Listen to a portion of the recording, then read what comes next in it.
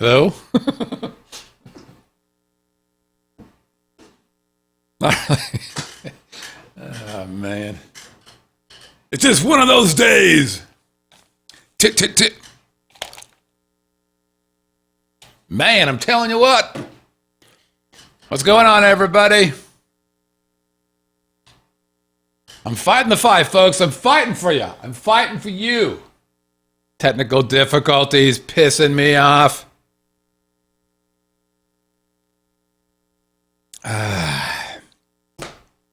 What's going on, live chat?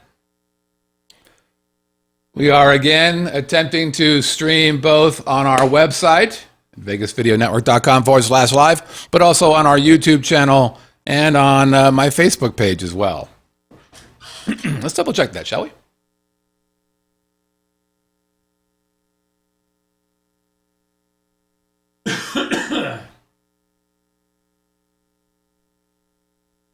Yep. There, ma'am. Look at that.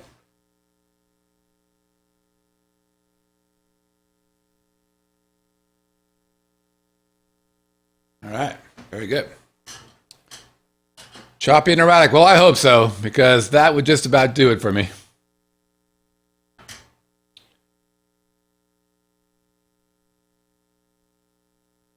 That would just about do it. It looks pretty good on the Vegas Video Network site. Looks good on the Facebook site.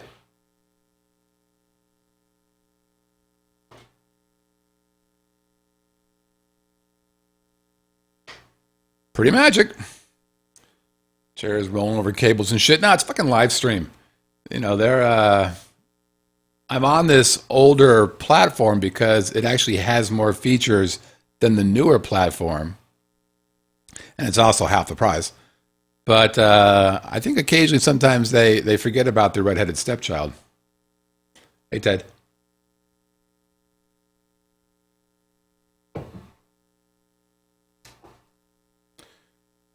All right.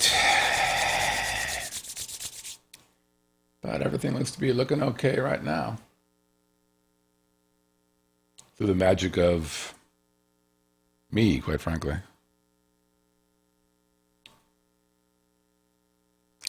La da dee, la da da, la da da. Hey, Shad, I'll take a crack at your question at the live chat questions. Part of the show. It is morning in America, Pops. Surprisingly enough, today we're going to be talking about. Today's topic is what the election means to Las Vegas. Hey, Barb.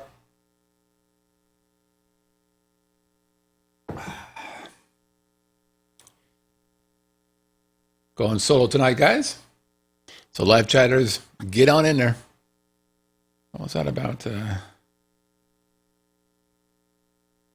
What was that about Zoe Bowie in the live chat? Heading to Vegas next week. Thanksgiving, we'll have dinner at Hugo's Cellar, then watching Zoe Bowie on Fremont. But when you do, Island Steve, who's got the greatest last name, tell Chris that you heard about us on the show, or heard about him on the show. And tell him that you saw his episode here and it was epic. You will not be the first person to tell him that.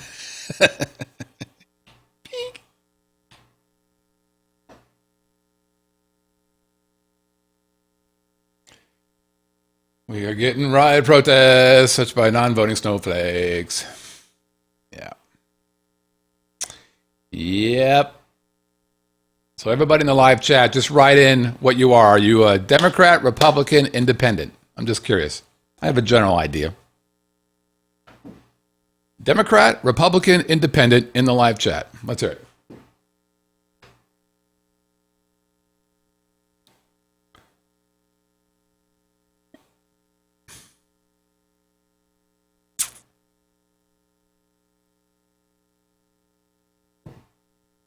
Or none of the above.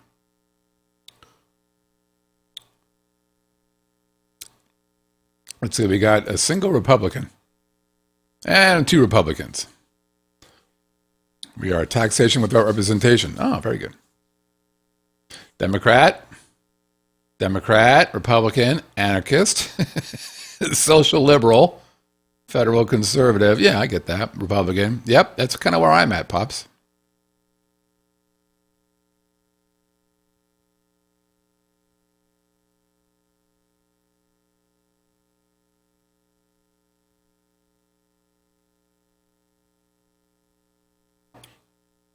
Can't vote. Oh, God. Should we ask why? Hey, Seattle Steve. Are you new to the live chat, Seattle Steve?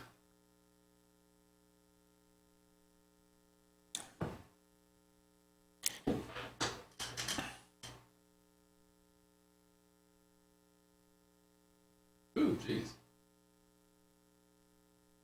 Oh, we got quite a few people today.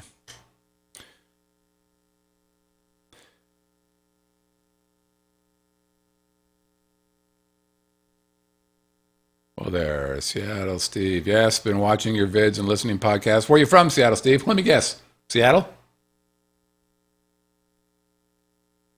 That's why I'm pretty smart. Let me get you in here.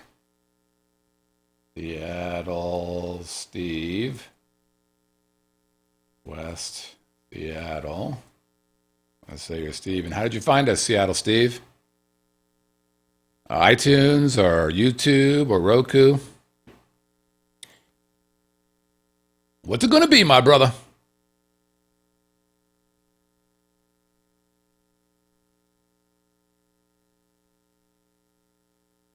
YouTube. Yeah, YouTube. Via suggested video panel. That's neat.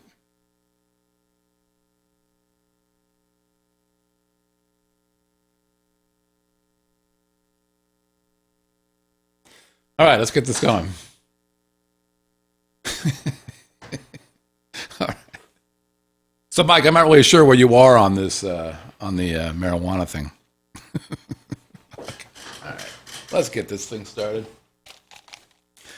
All right, everybody who's watching either on Facebook or on YouTube, we're about ready to get started here. La-da-dee. La-da-da. Bo-do-do-do-do-do. Bo-do-do-do-do-do. Let's get this party started. Chicka-bow-wow, chicka-bing, chicka-bow-bow, chicka-ding-dong, chicka-dong-dong.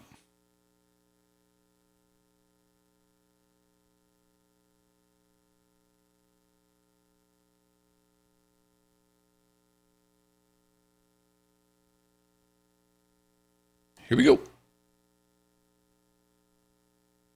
This episode of Living in Las Vegas is brought to you by the Capitol Grill. Yeah.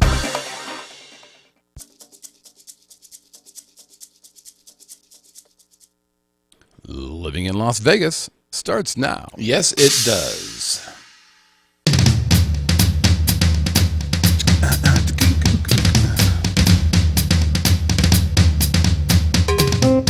Ladies and gentlemen, boys and girls, welcome from Las Vegas, Nevada, that groovy little podcast that gives you a true first-person look into what it's like to call Sin City your home. The Living in Las Vegas podcast.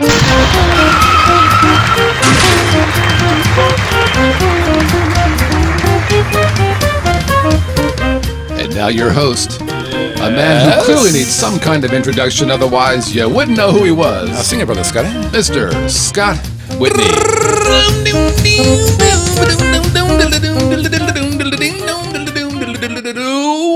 Welcome, everybody, to the Living in Las Vegas podcast here on the Vegas Video Network.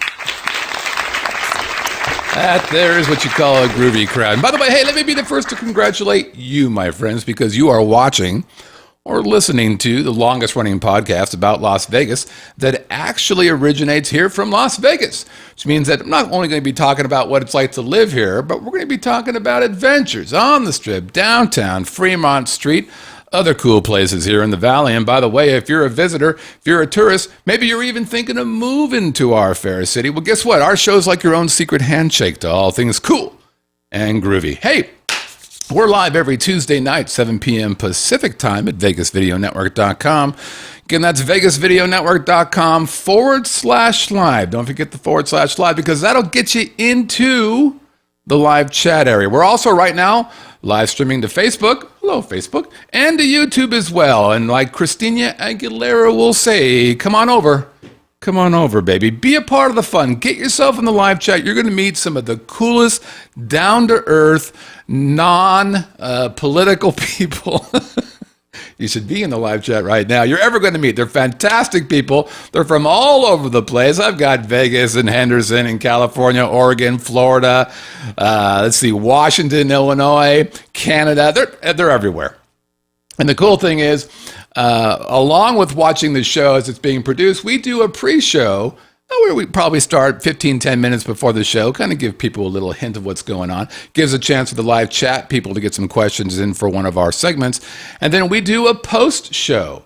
And that's after we're done recording the show for distribution, well, we hang out for another half hour or so and kind of give you the behind-the-scenes look, maybe some of the things that we couldn't talk about in the live show, but we'd share with the folks who are hanging out in the live chat. Hey, by the way, I'm your host, Scott Whitney. Konnichiwa, buenas noches. How you doing, hot stuff?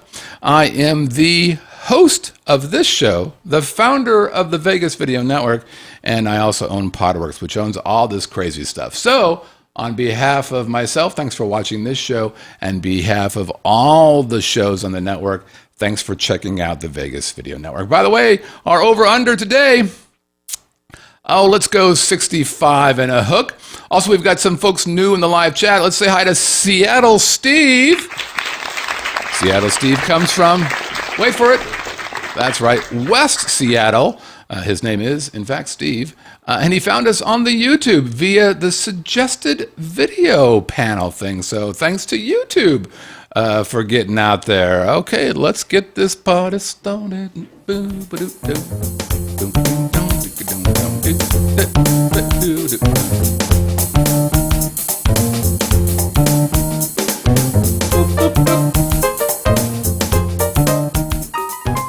So, what did this election mean to those of us here in Las Vegas?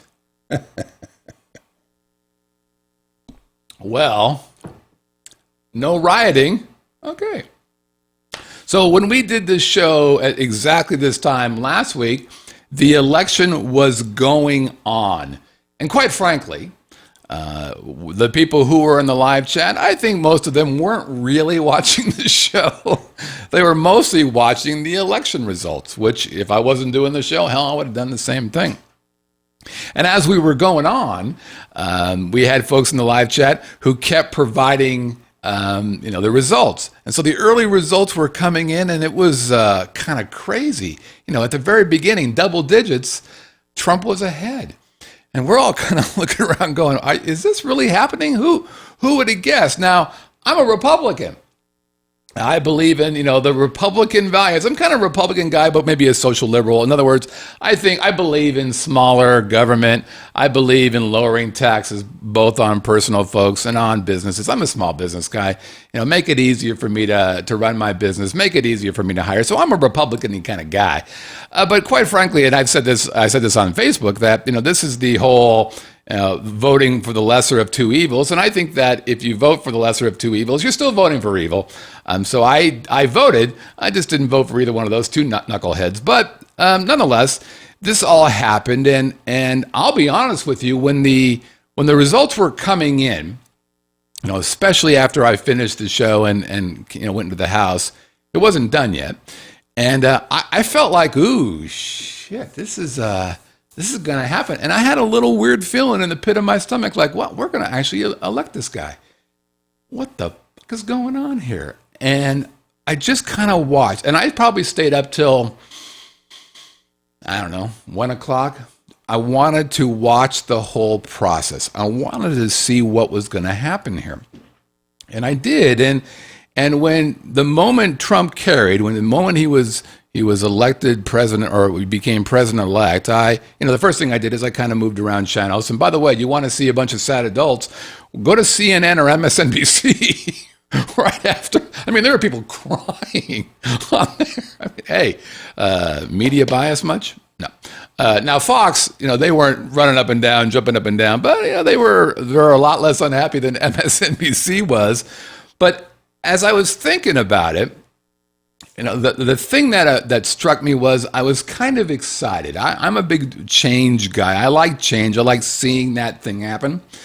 And I was really excited that this happened in America because what really took place here, of course, is that the people stood up and they said, we're not happy with what's happening in Washington, D.C. And the media clearly didn't get that. And the Democrats didn't quite get that. Actually, Bill Clinton knew a bit about what was going on, but he was ignored from within his own party. And so America went up and said, yeah, we're not real happy with this, and we're going to make a change. And that excites me. Listen, I'm a little worried about the Trumpster. I'm not really sure where his head's at. I will say this: when he did his acceptance speech, I was happy with it. I thought, okay, well, that was well done. Well, yeah, but it was on a teleprompter. Of course, it was on a teleprompter. Obama, he gets this rap for being a great speaker. He's a great speaker when he has a teleprompter in front of him. But if he's just on his own trying to be off the top, he's no better than anybody else. And he does a bunch of uhs and ers and things. Yeah, look at. But so Trump did the teleprompter thing, and I thought it was well done. I was even happier after he met with Obama. And they both, came away seeming like it was a pretty good discussion. And I think President Obama has done a nice job of not being, jerkish about this. And look I don't know how they do it. Those guys were just kicking the crap out of each other verbally. And then the next thing you know, I'm inviting the guy over to my house. So you got to tip your hat to Obama for being able to do that. And, thank God that, Trump figured it out and wasn't a dick there as well. So I don't know. But it affected us here in Nevada as well. So first of all, if you look at what Trump did in Nevada, it was pretty fascinating. He carried every county in Nevada, with the exception of 2. He did not carry Clark County, which is where Las Vegas is, and he didn't carry Washoe, which is where Reno is. I think that's how you pronounce it. I don't really know. The problem with that is that Clark and Washoe are the 2 largest counties in Nevada. So Clark has 2.1 million. I forget how many are in Reno, but the whole state has about 2.8 million. So understandably, even though he took most of Nevada physically, he didn't take where it was. Now, how much did he get? This is kind of interesting. Clinton, for all the people who voted in Nevada, Clinton got 537,000 and some change. So 537,000. Trump got 511,000. So the difference there is about 2.5%. Not a huge difference, but enough to win, right? Now, Johnson, who was the lunatic independent guy, he got 37,000 votes, which is more than the difference between Clinton and Trump. Interesting, right? And you hear this all the time, the third party candidates are screwing up the election. No, they're not. That's the play. I think that's great. Remember Ross Perot? God bless that little big-eared guy, crazy bastard. I love that guy. I voted for Ross Perot. And here's the thing that I thought was interesting. None of the above, which is what I voted for. None of the above in Nevada got 28,800, so about 29,000. Again, more than the difference between Clinton and Trump. So if they were able to get both Johnson and none of the above, that was 50,000. That's twice as many as the difference between the 2. I thought that was pretty fascinating to me. Morgan Dollar, what's going on, my brother? But what we're going to be talking about today primarily is we had some ballot questions that affect pretty much, at least one of them affects every adult in the state. And I wanted to tell you a little bit about what we're up to here. So we had 5 ballots here in Clark County, 4 of which were state-based and 1 of which was just for Clark County. And the first one was the question of getting background checks if you buy a gun. So here's what it said. The way it was written was, shall Chapter 202 of the Nevada Revised Statutes be amended to prohibit, except in certain circumstances, a person from selling or transferring a firearm to other persons unless a federally licensed dealer first conducts a federal background check on the potential buyer or transferee. So this was a pretty hotly contested ballot item. There was a great deal of money behind this particular ballot, and some big names got behind it as well. From a money perspective, I thought this was interesting. I didn't realize how much money was being brought in for this until I did some research today about this show. I want you guys to think about this. So live chat, you guys can play along a little bit here. Guess how much money was raised in support of this? How much money was raised in support of this ballot amendment to require background checks for anybody who sells a gun, whether you buy it from a store, which is already being covered, or if you buy it from an individual? So Pops is 80 million. I'll give you a couple guesses here. We'll start with, let's say 10 million. Let's do 15 million. Let's do 20 million. Let's do 30 million. And that should already tell you that's a lot of money. I mean, that's cash donations, man.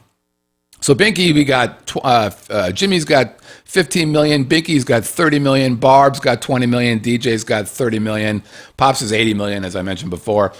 So they brought in $19 million. They spent $18.3 million on this campaign. This was for the folks who were for it. For the folks who were against it, instead of $19 million, they brought in $6.5 million. So the way this particular bill works, let me just bring up this information here because it was a little confusing to a lot of people, and there was a variety of folks who were for it and against it. The people against it included the Attorney General and the governor, which is, you know, surprising, you would think, but I want to find where it says what this all entails, because it's let's see here. It's up here a bit more. There we go.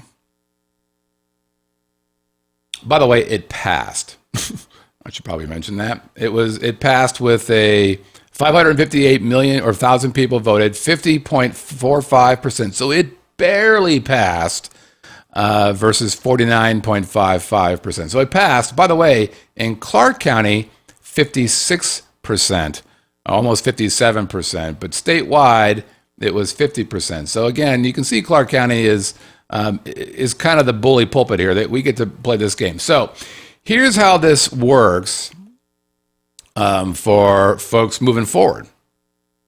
And I had some issues with a few of these issues, I guess, a few of these points that made me uncomfortable. And I figure it's going to put people in a bad place who really don't need to be in a bad place. So this ballot measure proposes to prohibit, except in certain circumstances, any person who is not a licensed dealer, importer, or manufacturer of firearms from selling or transferring a firearm to another unlicensed person unless that licensed dealer first conducts a background check on the buyer or transferee. To request the required background check, the law would require both the seller, transferor, and the buyer, transferee to appear jointly with the firearm before a federally licensed firearm dealer. So they both got to come into the place with the gun. The background check would be conducted using the National Instant Criminal Background Check System administered by the FBI, and the federally licensed dealer would be able to charge a reasonable fee. That was one of the issues that I had with it, was they don't say what that means, for conducting the background check and facilitating the transfer between the two people.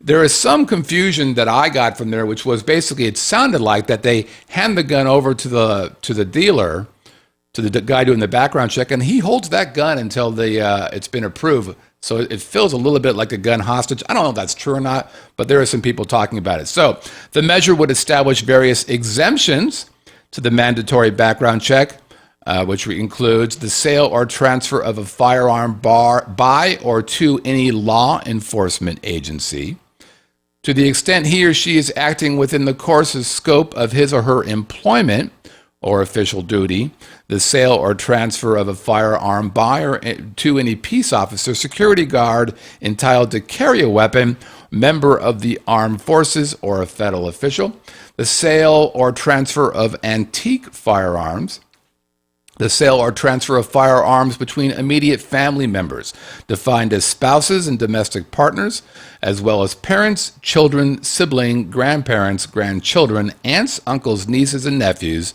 whether whole or half-blood, adoption or step-related, and the transfer of a firearm to an executor, administrator, trustee, or personal representative of an estate or trust that occurred by operations of law dependent upon the death of the former owner of the. Certain temporary transfers of the firearm without a back check would also be allowed under the measure, as long as temporary transfer is to a person who is not prohibited from buying or possessing a firearm. So, for example, temporary transfer required to prevent an imminent death or great bodily harm. So if my friend Bill is about ready to get the shit kicked out of him, apparently I can hand him a gun. Of course, wouldn't I just shoot the guy myself? Temporary transfers at an established shooting range authorized by the governing body of the jurisdiction in which the range is located. Temporary transfer at a lawfully organized competition involving the use of firearms. Temporary transfer while participating in or practicing for a performance by an organized group that uses firearms as part of the public performance. That could be either the Bloods or the Crips. Temporary transfer while hunting or trapping. If the transfer occurs in the area where hunting or trapping is legal, and the transferee holds all licenses and permits required for such hunting and trapping, or temporary transfer while in the presence of the transferor. That's what people don't understand. The fine, by the way, starts off at $1,000, up to a year in county jail. If you do it a second time and you're convicted, it's a Category C felony, 1 to 5 years in state prison, $10,000 deal. I think the biggest issue that most people had was, I would have violated this law in the past because I used to shoot when I was a young adult with a buddy of mine. He had a bunch of guns. I had a couple guns.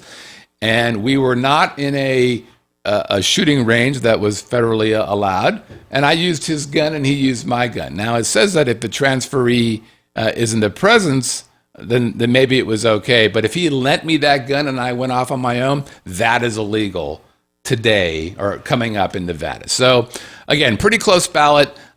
Interesting the way it worked out. Not convinced that everybody knew what they were getting into when they got into it. The second one, and this will affect everybody in some way or another, is shall the Nevada revised statute be amended to allow a person 21 years or older to purchase, cultivate, possess, or consume a certain amount of marijuana or concentrated marijuana, as well as manufacture, possess, use, transport, purchase, distribute, or sell marijuana paraphernalia.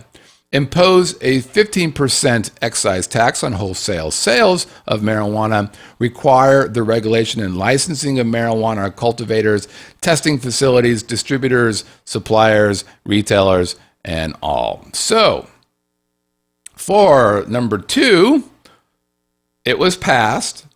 almost 55% of the voters said, yeah, let's get high.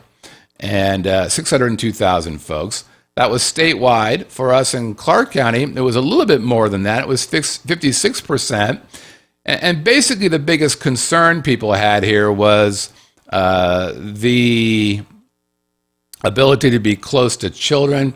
The statute actually, a lot of that was just kind of bullshit scare tactics. That was pretty much covered. Let's talk about how much money was thrown into this. I thought this is kind of interesting. Let me get on down there. Okay. All right, here we go again, folks. How much money was donated to this cause? Much, much lower money. Cash donations. There's 2 groups, the Coalition to Regulate Marijuana Like Alcohol and the Regulate Marijuana Like Alcohol Committee. Together, they raised $4.1 million. They spent $3.7 million. What do you think that they do with that other, $400,000? Buy rolling papers, I'm going to assume. Opposition. Now, this opposition, pretty close to the same amount. It was 3.4 million, and they damn near spent it all, 3.3 million. Didn't work, didn't come through. The issue, a lot of the issues had to do with, again, being around kids.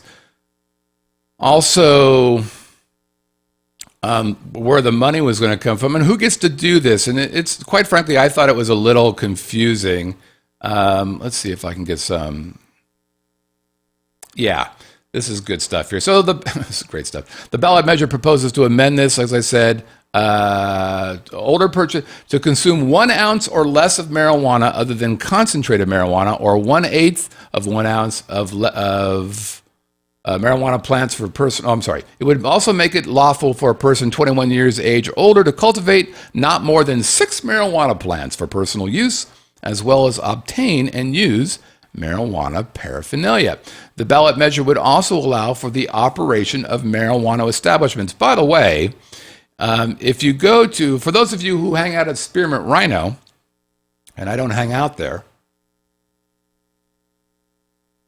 but I drive by there a lot because it's part of my secret way to get from the west side to the Strip. My guess is if you go to Spearmint Rhino now, you're going to meet a much happier clientele and the people who work there. Why? Well, right behind Spearmint Rhino is a monstrous marijuana growing place. I think it's called Reef, or the Reefer, or the Reef, or something like that. I think it's the Reef. And every time you drive by there, the first time I drove by there, I thought I hit a skunk. Remember the term skunk weed at high school, allegedly? Well, this place smells like skunk. And so that smell is rafting right into Spearmint Rhino. So I'm assuming that these guys have a fantastic contact high now. So I don't know if that helps people spend more at strippers, but I think they're all going to be happier. Moving forward, for the first 18 months, the Department of Taxation would only accept license applications for retail marijuana stores, retail or marijuana product manufacturing facilities, and marijuana cultivation facilities from persons holding a medical marijuana establishment registration certificate. Similarly, for the first 18 months, the Department of Taxation would only issue marijuana distributors licenses to persons holding a Nevada wholesale liquor dealer's license. Isn't that interesting? Unless the department determines an insufficient number of marijuana distributors would result from this limitation. No place could be within 1,000 feet of a public or private school, or 300 feet from a community center. The counties with population greater than 700,000, up to 80 retail marijuana store licenses, with no greater or greater than 100,000, but less than 700,000, 20 retail stores, and it goes on from there. I think it's pretty interesting. Quite frankly, I'm one of those guys who believes, listen, I don't believe in the concept of regulating what people put in their body. There's no question that I've seen some people drink and become angry. I've never met an angry high guy. I've met a lot of people driving drunk who probably shouldn't drive. Now, there's been talk that in Colorado, there's been an increase in marijuana-based DUI, or whatever they call it, driving while intoxicated or under the influence. So that's an issue for sure. But again, if you're an adult, I say drink what you want, smoke what you want, take what you want. It's not my problem. It's your body. But just be smart about it. And I think that's pretty much the way the electoral or the electric felt the same way. All right. Let's see. Which one is this one? Question number 3. Shall Article 1 of the Nevada Constitution be amended to require the legislator to provide law for the establishment of an open, competitive retail electric energy market that prohibits the granting of monopolies and exclusive franchises for the generation of electricity? This wasn't even close. And I would argue the kerfluffle that happened because of solar, as a result of Solar City being, in essence, well, not kicked out. They basically left. So 76% of the vote said, yeah, absolutely, let's open this thing up. 23% said no. That was statewide.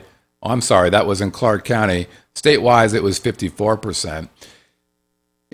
This was really about a PR thing for one thing. And a lot of people are, well, NV Energy.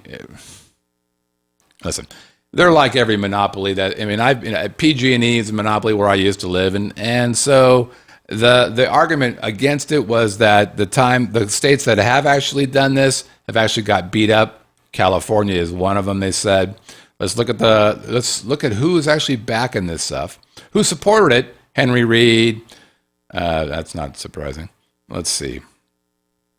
Let's get some money in here. Who opposed it? Nobody you would know. Campaign finance. Okay.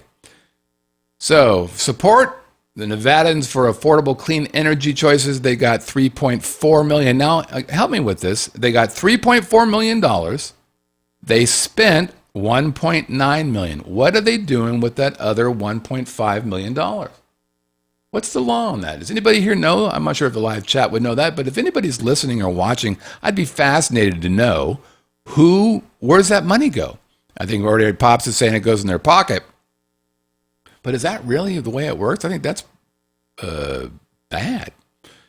So the supporters got $3.4 million. The people against this, $910,000.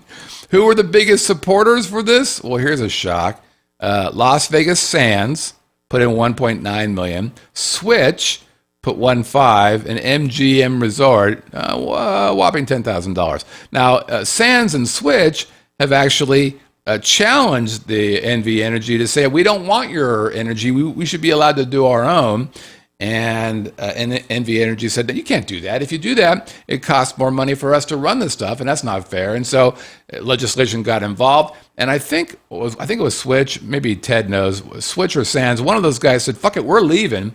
And they're going to pay. It might be MGM. They're going to pay this unbelievable amount of money. What, 30, 40, $50 million. Here's $30 million. Now we don't have to use your energy anymore. Isn't that nuts? I think that's insane. So that was passed. We'll see how that goes. I'm not really sure. Oh, by the way, the other people supporting this was, not surprisingly, the Solar City folks, among other folks. And we'll see. Quite frankly, I've always thought that the utilities here in Las Vegas were pretty good, especially compared to the Bay Area, especially water. I mean, water here, I live in the desert, and, I pay a lot of money for water, but it's not like, I use a lot of water. And it's like pennies on the dollars compared to what we paid for. When we first moved here, when we were up in Aliante, I'm like, wait, why aren't they charging us for water? Oh, $10. What do you mean $10? I just filled up a pool. How can that be $10? It was really weird. And then the final one I want to talk about has to do with our roads here in Las Vegas. And this one actually was kind of interesting. Basically, it said, shall Clark County continue indexing fuel taxes to the rate of inflation through December of 2026, the proceeds of which will be used solely for the purpose of improving public safety for roadway use, reducing traffic congestion by constructing and maintaining the streets and the highways of Clark County. 56% said yes, 43% said no. A lot of signs here said keep improving our roads. Now, here's the deal, that the reason why I believe this passed. I voted yes for this, by the way. The reason is because this. There's little question, there's little doubt that the growth of Las Vegas, and it's slowed now, but it's beginning to happen again. For a while, when we first moved here, when we first started doing this show, 5,000 people were moving here a month. There was 60,000 people net coming here a year. Holy shit. And so, growing from hundreds of thousands to millions to 2.x million people, that put a great deal of downward pressure on the infrastructure of Nevada, and especially of Las Vegas, Clark County, all of this area here. And we're beginning to see it now. So we've kind of pumped the brakes a little bit. We've got a little time to breathe. And what you're going to hear from most locals is they continually complain and bitch about road construction. Basically every east or west to east road in Las Vegas below, let's say, 95 has construction going on. Yellow cones, orange cones everywhere. But here's the scoop. Good. Fuck. Before it was horrible and roads were falling apart, potholes, bullshit like that. The Spaghetti Bowl, which is basically where 95 and 15 cross, hopefully they fix this. There was an accident every day. I used to drive by that before we moved. There was an accident every single day northbound, usually right off of Sahara, going north on 15. Hopefully they're going to fix that and deal with the congestion. Now they're going to spend a shitload of money on this, but this is the time to do it. We're growing slower. It's a bit more manageable. Now's the time to fix this stuff so that when and if it starts to grow fast again, we're ready for it. Right? So that's it. Pretty fascinating time. I tell you, Facebook. You want to see panicked people on not just the presidential election. Holy shit, there were some panicked people after that. But even on these ballots, it's pretty interesting. I just want everybody to know we're going to be okay. Everything's going to be fine. No one's going to hurt you. We're all in this together. At the end of the day, America is a great country. We are in a pretty groovy state. It's a little screwed up here and there. But we're going to be okay, everybody. We're going to have a good time. All right, you know what? I think it's time for a little listener email.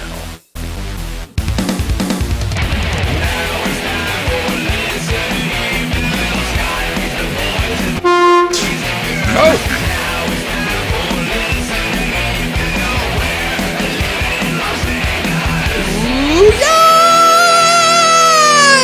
Yeah! Calm down, Snowflake. The live chat is in it, baby. All right. Time for listener email. But before we do that, let me say again, welcome to the Capitol Grill as our new sponsor. It is no secret to anybody who has listened or watched this show for any amount of time that the Capitol Grill is far and away my favorite restaurant in all of Las Vegas. Numero uno, the number one. It's the place I go. Best steaks in Las Vegas. Wait, Scott, aren't there some of the biggest chefs in the whole world here? Yep. Have you ever eaten any other steaks? You don't get this look by not having a ribeye here and there. And guess what? It's the best steak in the whole world. Best bartenders. These are real bartenders. They know what they're making. And you know what? They're also educated. They'll teach you. Hey, you want to know what this tastes like? Well, let's bring this down. Let's try this out. Best servers. These people are real waiters. They're not some actor biding their time, hoping to get on, I don't know, Baz or whatever. These people are professional waiters. The guy who we normally see, been doing it for 30 years. It's got a great location. It's at Fashion Show, third floor, right across from the Wynn. Great view of the Strip. As a matter of fact, the last two New Year's Eves we've had, Melissa and I went to Capitol Grill. So whether you're a local, a tourist, here's what I'm going to tell you. Just treat yourself to an amazing dinner. Do it at least one time to see what I'm talking about over at the Capitol Grill. By the way, live chat, people are like, hey, do you get a discount? Nope. They're advertisers. Figure it out. Okay, question number one from Jack. Jack writes, hi, Scott. We just discovered your podcast on YouTube a few weeks ago. Truly enjoy it. Very saddened by the news about Brett, your co-host and friend. Take care. The boys from Victoria, British Columbia, Canada, Terry and Jack. Thank you very much, Terry. Or Jack, I'm sorry. Or Jack and Terry. I'm not sure which one wrote this.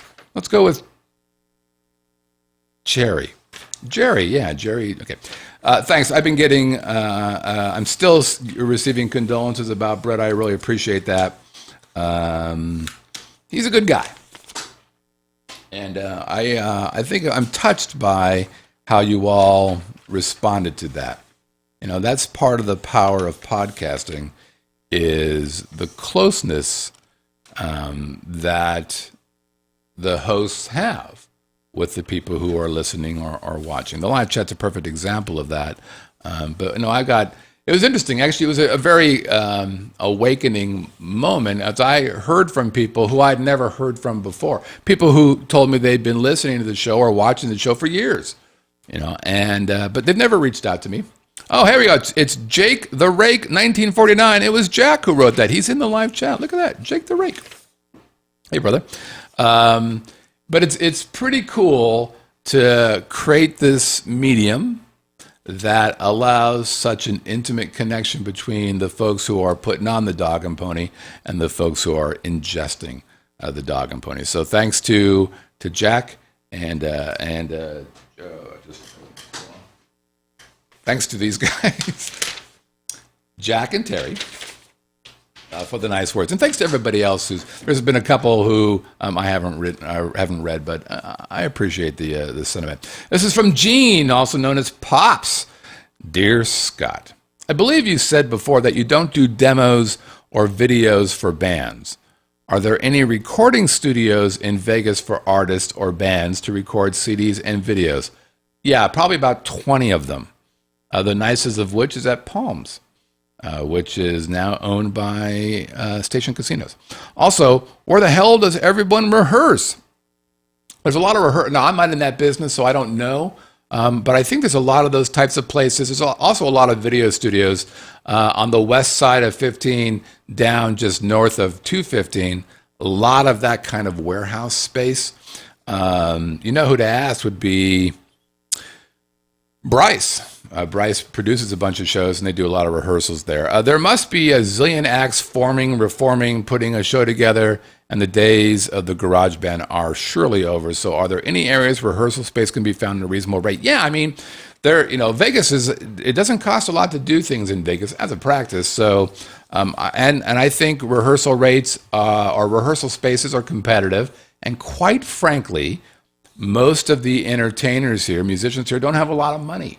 So, you've got to, it's a pricing elasticity question. How much can you charge and how many people will pay for that? And I think those guys are doing that. There's a space opening up right now that I think is going to be focusing on that. I think they're going to learn a lesson about, what these folks can do. And by the way, for those of you who watch the entertainment world here in Vegas closely, some 20 plus shows have closed down or are closing down in this year. 2016 was like Armageddon for shows here. So some really talented people now are scrambling. And I'm already seeing people leaving Las Vegas. People who had shows at names that you would recognize. I'm talking to Travis Clower right now, to have him come in to talk a little bit about what he's doing, but also just talk about the business of being in show business. He was Frankie Valli at Jersey Boys. He came from Broadway and came out here. He's been here since the beginning, which is I think 7 or 8 years, and he's out of a job now. And so now he's trying to figure out his own thing, trying to figure out what the hell to do. As a matter of fact, I reached out to him with a question, and he's in New York City right now doing a gig. I think he's doing cruise ships. He's out hustling, and he's also working on shows. He's performed in a couple places. He's got a Christmas thing coming up. He's done a couple times at Smith Center. So I think it'll be interesting to kind of get an insight into what people who are his type, very talented guys, are doing to run their business. And most of these guys aren't business people. Quite frankly, they're out there being entertainer types, and I don't think a lot of these guys really have a good feeling for the business side. Now that may not be true, but in my experience, when I started the co-op, I knew a ton of entertainers, a ton of them. Talktails brought in a shitload of entertainers. And when I started the co-op, I very specifically did not go out and talk to folks who are in the entertainment business because I knew from talking to them, they didn't have any money. These guys were pretend rich. They dressed nice. They went to red carpet affairs, and they got comp for this and that and the other thing. But ask them to pay a couple $100 a month for video. Fuck, they couldn't do it. In the live chat, we got Pops saying, what were you saying there, Pops? I want my own studio, but don't know if I'll be able to fund it just for personal. Well, if you want your own studio, Pops, like within your house, that's easy. If you want your own studio separate from your house, it just depends on the type of property. The place that I'm at right now, I got a nice deal. And before that, I was looking at mixed-use places, which are, warehouse in the back. That's where I thought I'd put the studio stuff and some offices in the front. And when I was looking, it was like between 50 and 75 cents a square foot. Places that are more finished are more than that. But I negotiated a killer deal on the place that I'm at right now. And it's gone up a little bit every year. These... it's still, I think, for that kind of a place, a buyer's market. Okay, real quick, we've got, I want to take one live chat question from Shad, who has been in the live chat many, many moons ago, but not for a while. And he asks, he's going to be in Vegas next week, where's a good place to get a drink and chill? A drink and chill. Well, there's about 20 of them. Depends on what you mean by chill. And I don't know how old you are, so that will also dictate to some extent where I might go. So if we start at the south of the strip and just kind of move our way forward, I would say it's kind of cool to go up at, I just forgot the name. What's the place at the top of Mandalay Bay? Good Lord. It used to be called Mixed Lounge. I forget what it's called now.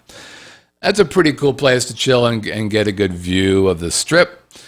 It's not cheap, though. You're going to spend top dollars for the drink. You're basically paying for that view. But it's quiet. You're not going to get a lot of people. It's not going to be loud. If you want to get in kind of a groovier place, but it tends to be a little louder, I'd probably hang out at the Cosmo. Foundation Room Foundation Room wasn't what I was thinking about, Jimmy, but that's a good place as well. And that's actually a bit quieter. That's actually a very good place. Cosmopolitan, the Chandelier Bar, is pretty hard to beat that as kind of a cool place, but it's not a really chilly kind of place. I'm a big fan of Rum Bar at Mirage. Again, you can chill during the day. At night, they start bringing in live music, maybe a little bit less chill. But if you like that kind of music and you want to smoke a cigar and drink a mojito, that's a pretty cool place to go. As we continue to go up the strip, one of my favorite places to go, quite frankly, is Capitol Grill. The bartenders there are really, really good, and I really appreciate somebody who knows what the hell they're doing when it comes to being a bartender and gets it.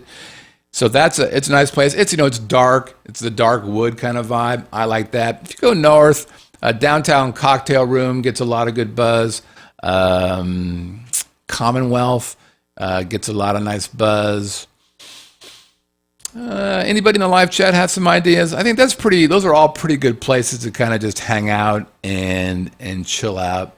Quite frankly, it depends on what time you're doing this as well. Where else downtown might I go?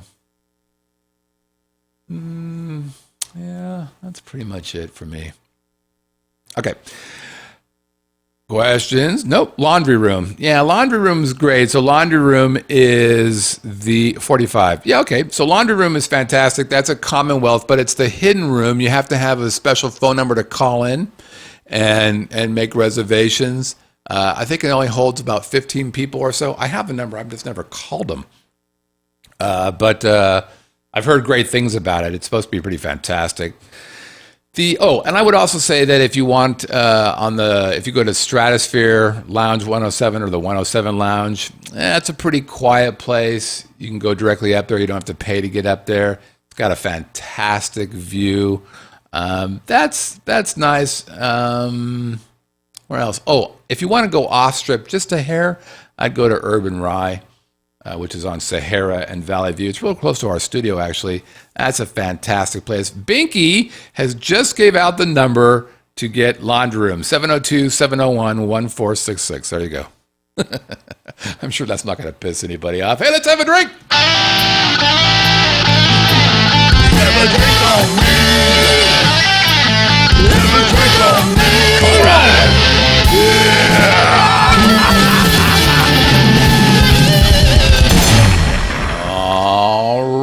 Alrighty, it's time for Have a Drink on Me. It's part of the show where I show you a picture of a bar or a speakeasy or a lounge or someplace to chill. I show you that picture, and then you send an email to have a drink at me at Vegas, or actually, I'm sorry, it's have a drink at VegasVideoNetwork.com. You send me that email, and if you have the right answer, we're going to put you in a hat, and you have a chance to win some fantastic prizes. Isn't that right, Pops? Let me tell you what you can win. That sounds great. This week's Lucky Haddam winner can choose any one of 3 amazing Scott Whitney guitar CDs. Yeah. Christmas Acoustic 1, Christmas Acoustic 2, or Get Jazzathon. Proudly displayed here by Bob, undisputed king of the video Haddam entry. Or you can choose the comfortable and stylish Vegas Video Network visor like these lucky winners. Available in the standard black and sometimes in the rare, hard-to-find red, popular with the ladies and the Russians. Or you can choose the premium prize package. The next time you're going to be in Vegas, you can arrange an evening of sophistication and class with the man himself, the guru of all things Vegas, Scott Whitney. Well, okay, at least drinks, laughs, and some priceless conversation. Send your entry into Have a Drink at VegasVideoNetwork.com. VegasVideoNetwork.com. Thank you, Pops. All right. Music. Thank you. So you get 1 entry if you put in the correct answer. You'll get a chance to double your entries, maybe even triple. If you're the very first correct answer, we're going to give you another entry in the hat. If you're in the live chat and submitted a correct answer, we'll give you another one. If you submit a video Haddam entry, we'll give you another one of those. By the way, there's some pretty magical things that do happen if you end up getting one of them their visors. What, Scott? Is it really true? Can good things happen to you? Yep, they can. Because if you end up getting a visor and you take a picture of yourself and you send it in to us, guess what happens? You become a part of the galaxy of God. There's Michael Snow and Robert C.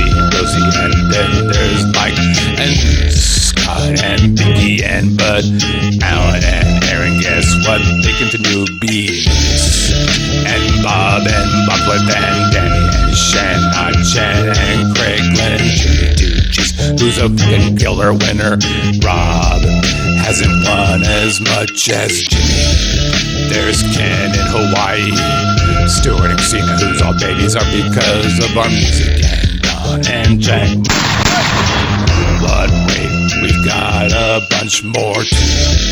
There's Pops and Sammy and Carol and a dog, and Chris, whose heart stopped, and Preston and Scott, and of course your buddy Wayne, and let's not forget Brad. That a boy, everybody. Okay. Let's see what we got here. We got 19 out of 19. And here's last week's Have a Drink on Me. Boink. There it is. And the hints were tender at Luxor, tender at Luxor, tender at Luxor. Good food there, by the way. We had dinner there when we went to the Carrot Top show. Highly rated. By the way, we were talking to a friend of ours. Who was it? I forget what it was, but they asked us what's our favorite show, and Melissa and I were like, Carrot Top's pretty fucking good. And they're like, Carrot Top? He's horrible. I'm like, no. He's not horrible. It's the funniest show in Las Vegas. There's nothing even close to being that funny as Carrot Top. Go see it. Put your happy pants on and go have a good time. Okay, so let's see what we got here. Okay,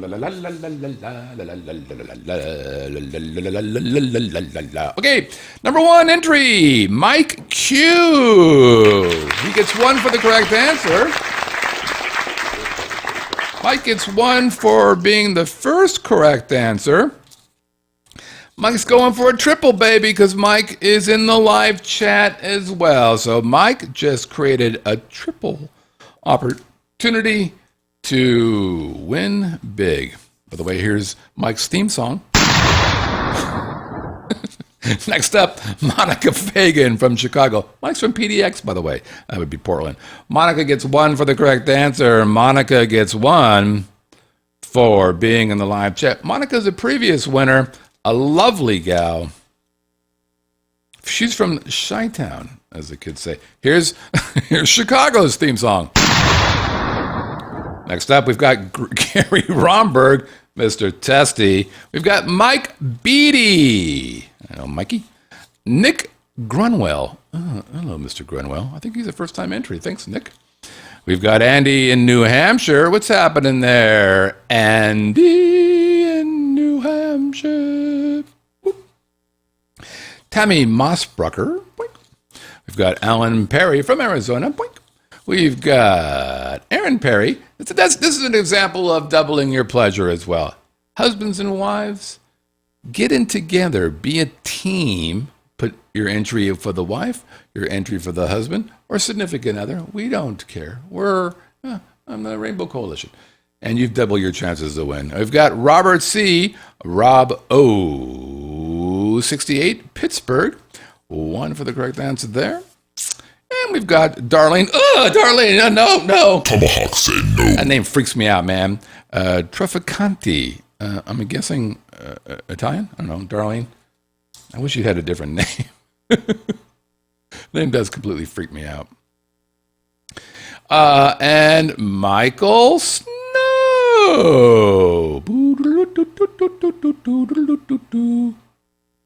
for the correct answer. All right. Okay, let's see. Here we go. Ba-da-dee-doo-doo. Laura Meakin from the Scotland. Oh, Snowman. Sorry about that, Michael Snow. Sorry about that. Whoops. Chicago Snowman. Thanks, live chat.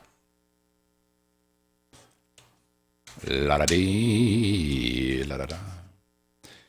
All right, Laura Meakin from Scotland. I hope you guys feel all right after the election. Oh, I feel fine. I can't feel anything.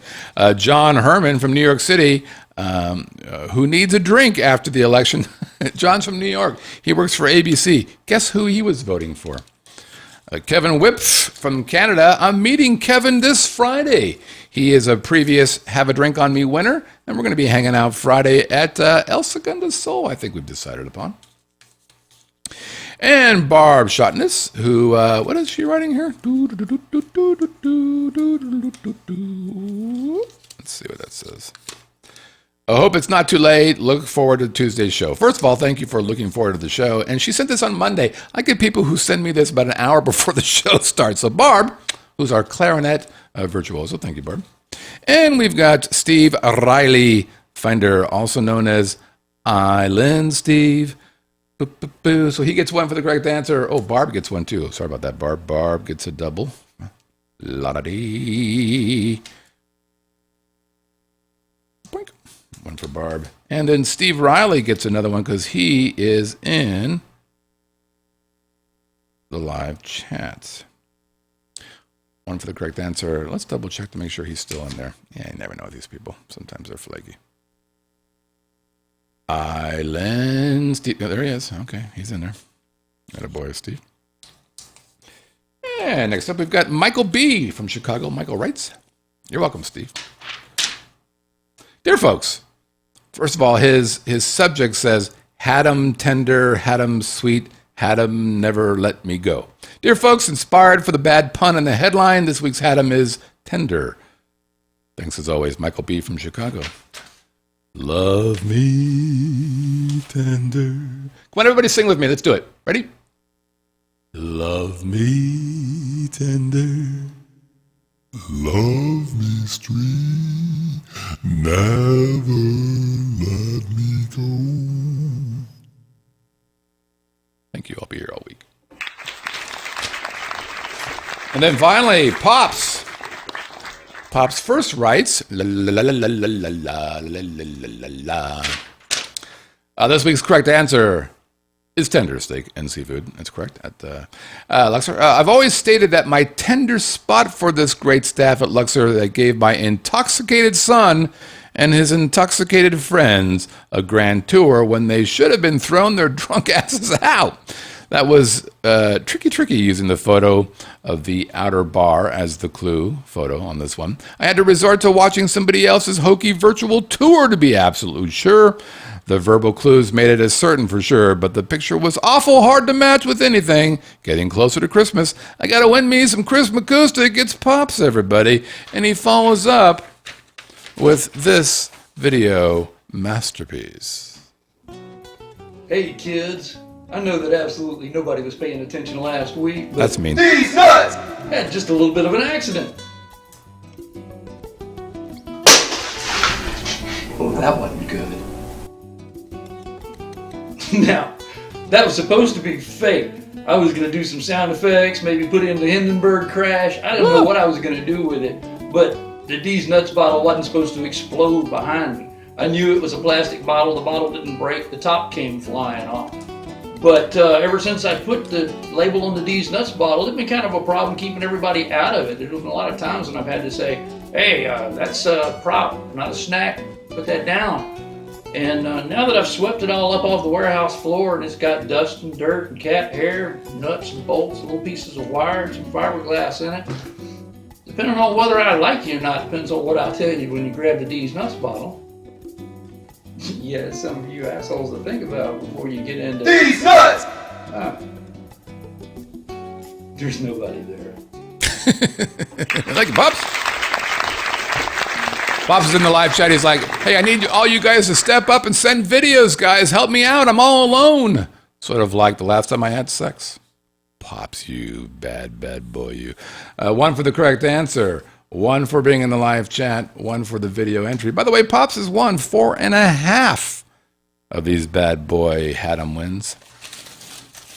Let's see if he gets 5.5. All right, here we go. La da dee, la da da. Okay, that one feels good. And the winner is Chicago Snowman. By the way, he got the double. That was the double entry that made that happen for him. Congratulations, mi amigo. We will be emailing you out shortly, and you can win either a CD, a visor, or a drink on your buddy's Scott. All right. Let's look at this week's Have a Drink on Me.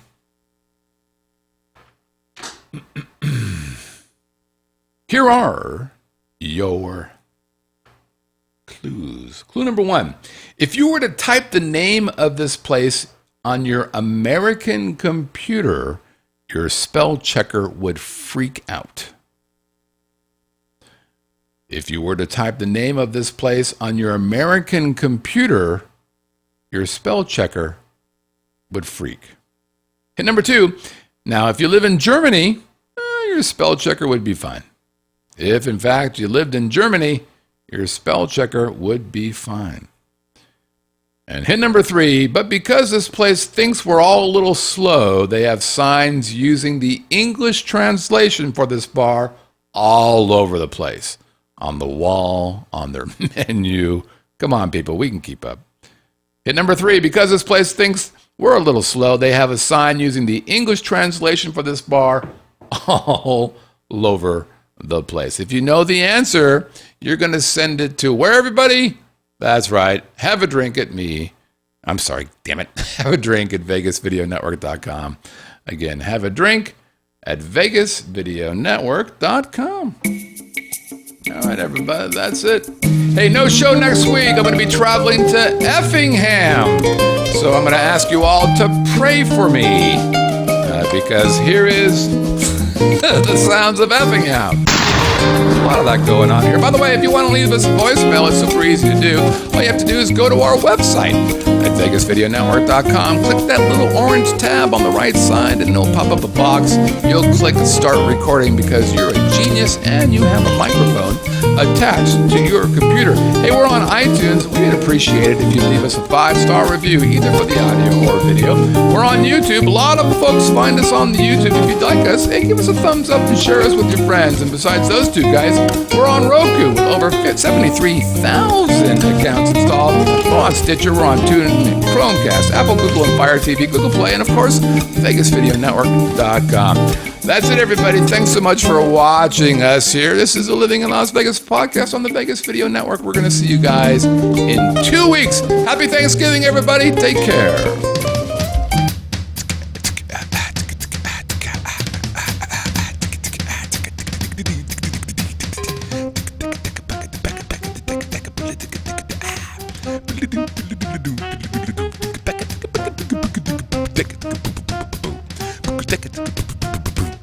Thanks, Pops.